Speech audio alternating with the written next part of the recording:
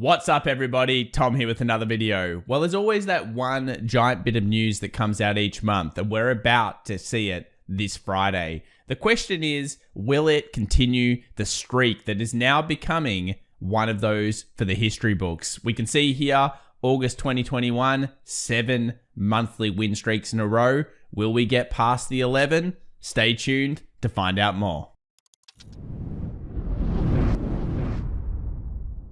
All right, guys, well, here begins our market recap for the markets close 2nd of August 2021.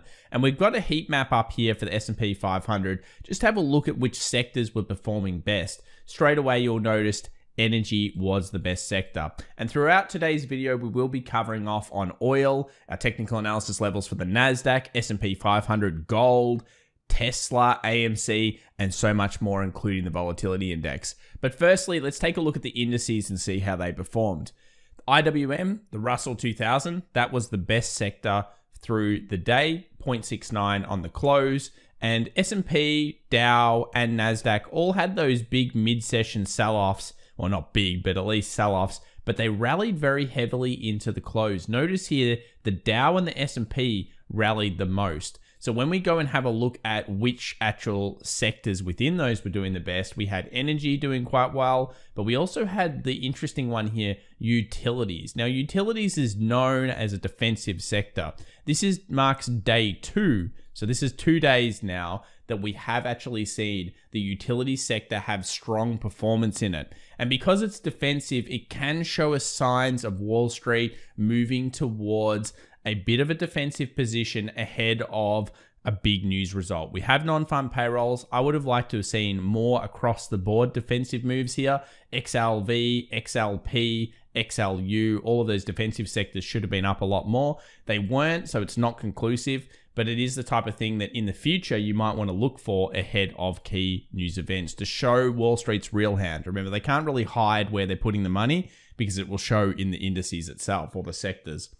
I also want to remind people that we're in the month of September. Now, historically, if you look here at VIX over time, it does tend to spike or have an increased amount of range on it, or at least fear on it, or market volatility throughout the month. September into October can be quite a volatile period, as can Feb and March, and we certainly saw that with this year's action. So will it happen again? History says, yeah, it generally does. If we move over here to the DXY and get stuck into the technical analysis, I'm actually surprised it got through the 50. This was a key level of support, as we talked about. Now, why I say I'm surprised is because it's done it before the news event itself. Is this some kind of leak of data that's come out and people are really believing that?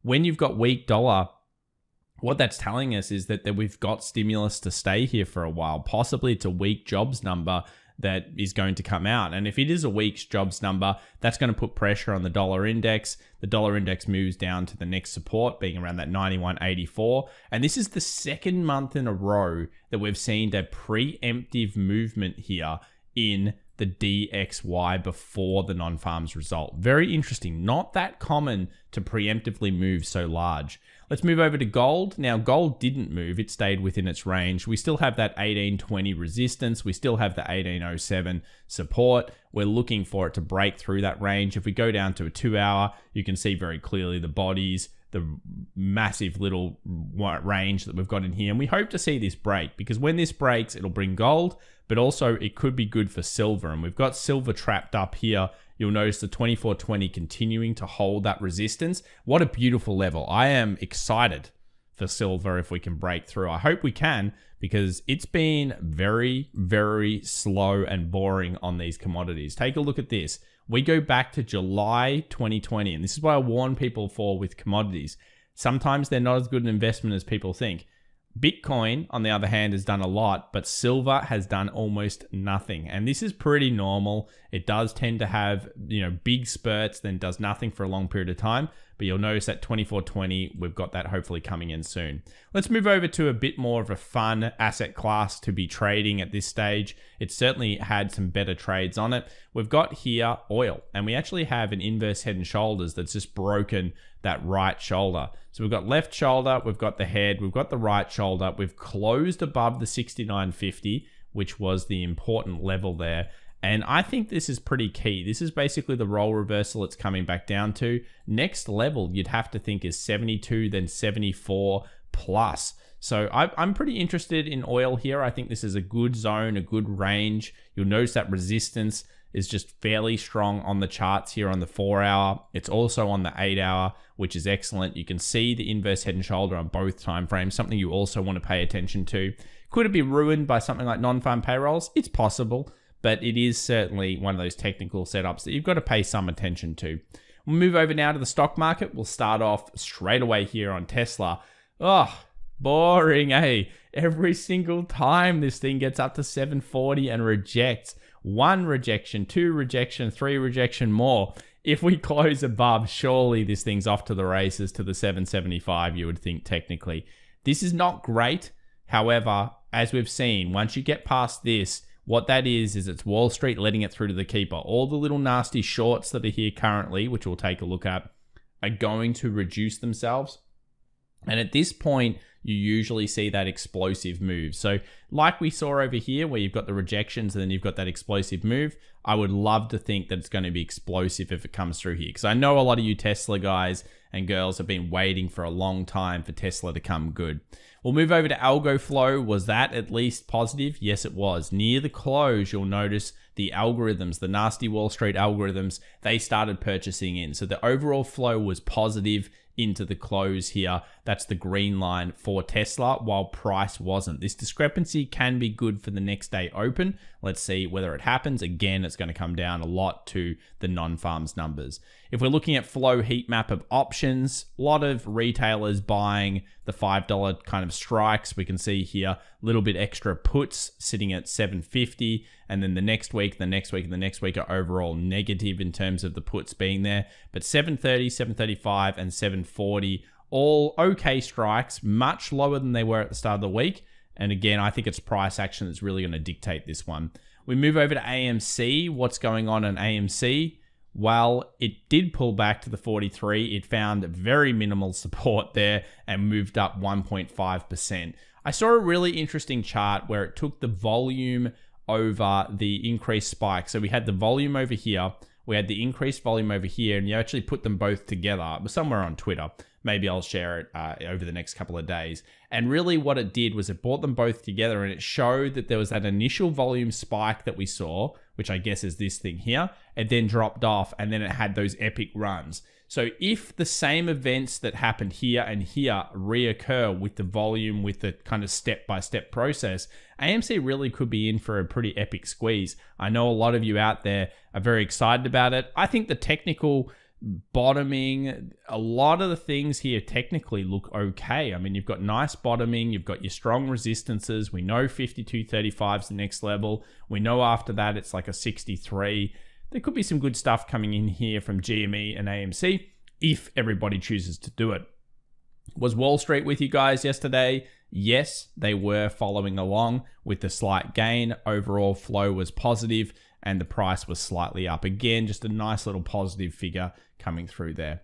Let's move over to the US 500. So we've had it trapped now for a few days. We've got that futures market here. You'll notice it has the long leg doji, then it has the rejection candle, then it has a little bit of rejection at the top, and we close every single time around that 45.40 to 45.50 zone on the futures. We've got the support here, which we've been buying off this week, 45.20. Coming into non-farms, anything can happen, but there's a little range there. And if we break to the top side, what do we expect? We probably expect that 4,600 to be a really big kind of price action movement that a lot of the market will want. We break to the downside, I feel like we're going back to 45 first or 44.80, something around there. Previous resistance, previous support, and a 20 moving average on the daily. So there could be some nice little range trades. As I've said, it's more about trading the smaller time frames here. There's no doubting this thing is in the longer term uptrend. We've talked about it plenty of times. The only way the bears really get full control of this market in correction is going to be a close underneath the 50 exponential. It hasn't happened in a very long time, and we're on the top of the trend range.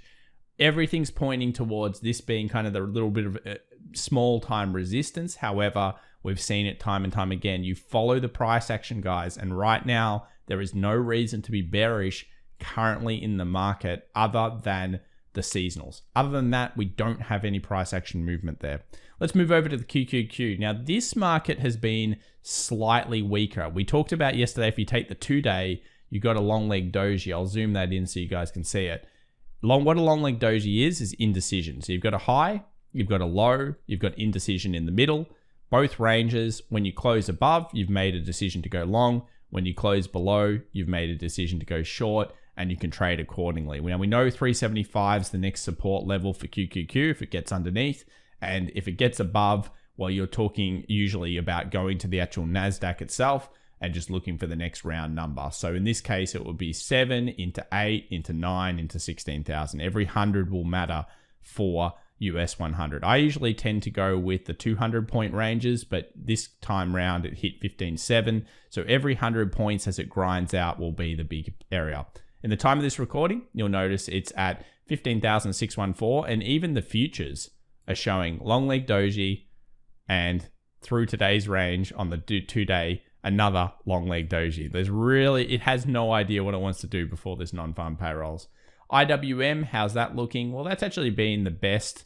It's moved towards the next level. 230 is the next resistance, then 233, which is the top end of the range.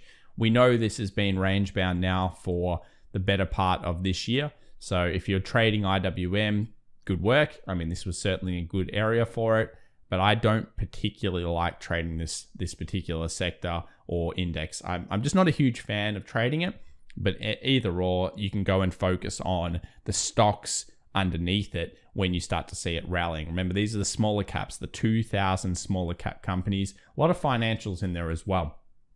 What else do we need to look at? Well, we do want to also think about what's going on with Bitcoin. So it rejected again this 50,500, just cannot get above there. You'll notice it's falling off relatively quickly right now.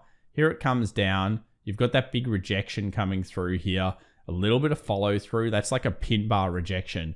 And all I'm looking for in terms of whether you want to buy the dips or not is going to be BTC shorts. I've mentioned this several times. If you've got the big whales increasing their short positions, you've got to pay attention. The other one that you can look at is ETH shorts, because Ethereum has had such a massive run on it recently. You may want to take a look at that. And that is starting to rise here. It's always been high, but it is starting to rise. If this gets out of control, when the market's coming down, you might want to pay attention to when this starts to switch. Follow the whales. Remember, we're like the plankton or the krill or whatever in the sea. The whales are coming in there, eating us all up. And you don't really want to be that one that gets eaten, unfortunately. It's just you want to be the one that's swimming behind that gets to live. And this, I think, is one of the better predictors of movement over the next coming days when it comes to the markets in the crypto space. As we mentioned at the start of this video, it's all about non-farms right now, guys. Non-farm employment change, unemployment rate. This is the one that everyone's looking at. We will be live streaming it. We'll start the actual live stream a little bit earlier for non-farms, so probably about 8:15 ET, which is going to be 1 hour and 15 minutes before the stock market opens in the US. Come visit us. This is one of the biggest bits of news of the month, and you should always come and check out non-farms. Sometimes it can be a lot of fun and an extreme event. I'm looking forward to it. I hope to see you there. Remember to subscribe if you enjoy the channel. Hit us with a thumbs up as well if you're enjoying the content. And thanks so much for your viewership. Bye for now.